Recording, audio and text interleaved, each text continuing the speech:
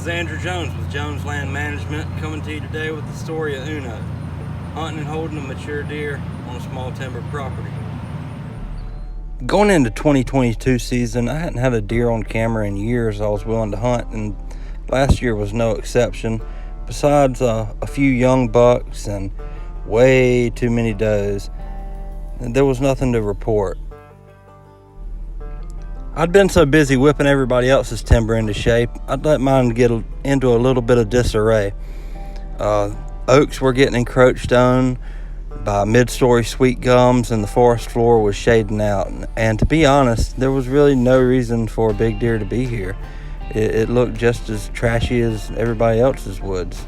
So I put the disc head mulcher in there when I had some free time between jobs, and opened up about 10 acres, put the sunlight on the ground, and then I left a 6-acre perimeter of security cover and bedding around the exterior. But I was trying to maximize the food I could get on the ground by putting the sunlight in there.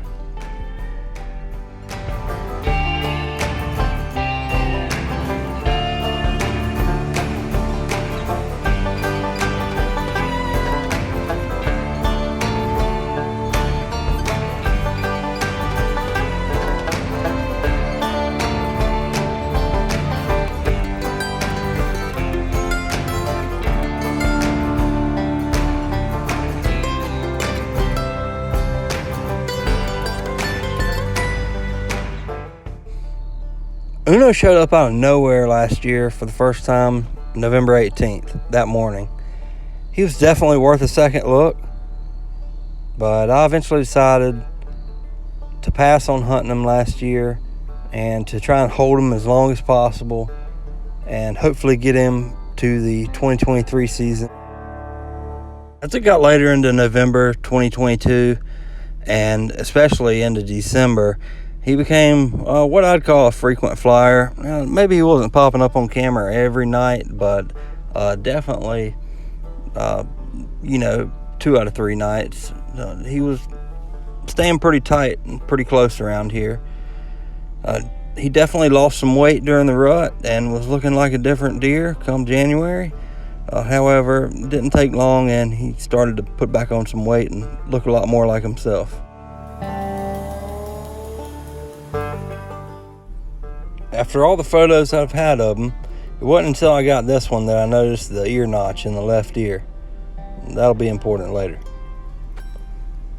I held Uno right here until February 9th, and this is the last picture I got of him heading out to his summer range. I welcomed spring green up, and with that sunlight pumping in there to the forest floor, we had tons of early successional growth and natural browse available to this deer herd. And boy, we were putting some antlers on some heads. But I spent most of my nights looking at left ears real hard in trail camera pictures, searching for that ear notch. We're supporting a bachelor group of about 19 young bucks, varying in age, all spring and summer, and a lot were looking real good and a lot of up-and-comers in there, but no Uno in sight.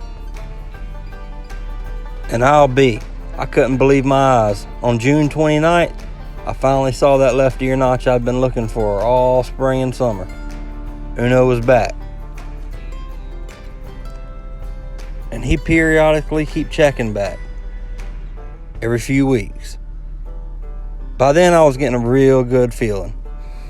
He was still primarily living in his summer range, but he was using up the energy to travel over here to check things out on a periodic basis.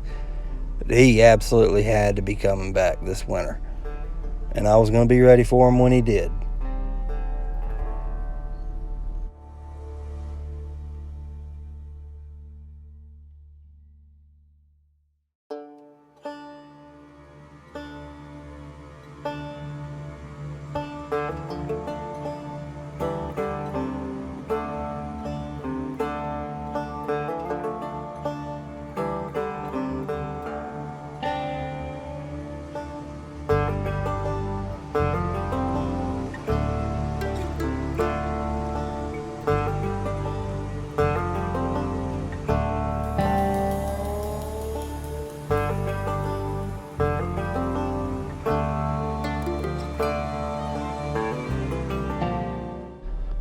Now, he didn't put on a lot of antler between last year and this year, but he was 1 year older, more mature, and smarter.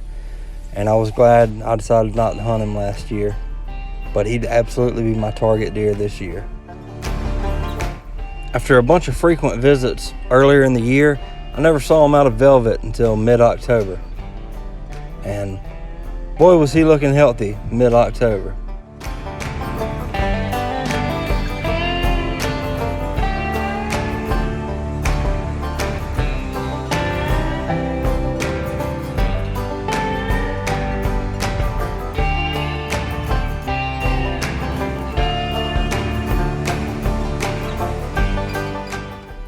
We had a big cold front coming in November 1st, and I had some limbs that needed trimmed up just to get a little better visibility from the stands. So rather than putting a bunch of human scent on the ground, I took the mulcher in there.